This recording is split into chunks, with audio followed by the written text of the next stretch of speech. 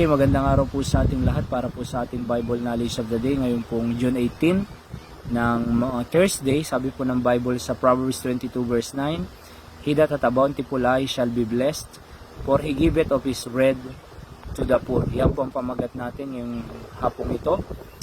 He that hath a bountiful eye shall be blessed. Yung pong bountiful dyan ay gracious, pleasant, at good, and favorable para sa ibang tao. Yan po ang ibinigay ng Concordance Dictionary. Ano po? Pagka meron daw po tayong kaisipan na bountiful, ano ho, para sa ibang tao, the Bible says, I shall be blessed. At gusto ko naman pagpalain tayo ng Panginoon. Alam niyo po ba, God bless us so that we could be a blessing to other people. Hindi lang po tayo blines ng Diyos para po sa ating sarili, kundi talagang bilines po tayo ho para din po sa ibang tao. Alright, kaya nga sabi ng Bible ay, for he giveth his bread to the poor. Ano ho? So, gusto ng Diyos mamuhay din po tayo sa iba, kaya tayo pinagpapala. We are blessed to be a blessing to other people.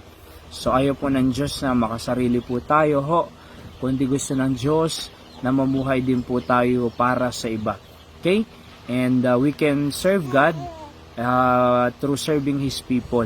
Ano po, kaya nga sabi rin ng Bible, let us not be weary in well-doing, for in due season we shall reap if we faint not.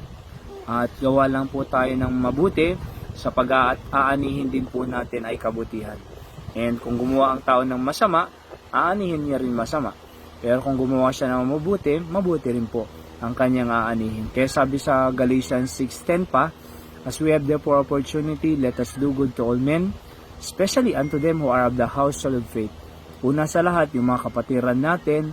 Pangalawa, yung mga tao sa paligid po natin. And huwag po tayong magpagod para sa ibang tao na gumawa tayo ng mabuti, sapagkat ang Diyos pong magbabalik niyan sa atin. Kaya, sabi ng Bible, he that hath a bountiful eye shall be blessed. Ano ho?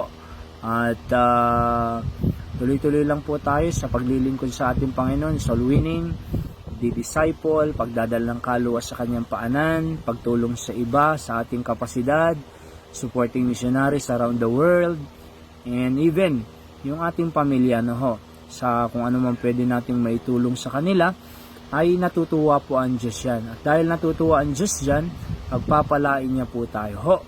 Pero kung pinagpala tayo ng Diyos, at naging makasarili po tayo, talagang ayaw po ng Diyos yan. Alright? Selfishness. God wants us to live for other people as well. So, huwag po tayong mapagod gumawa ng tama. At God will bless us all. Alright? Yan po ang ating Bible Knowledge of the Day ngayong araw na ito. God bless you po. At magandang araw po sa ating lahat.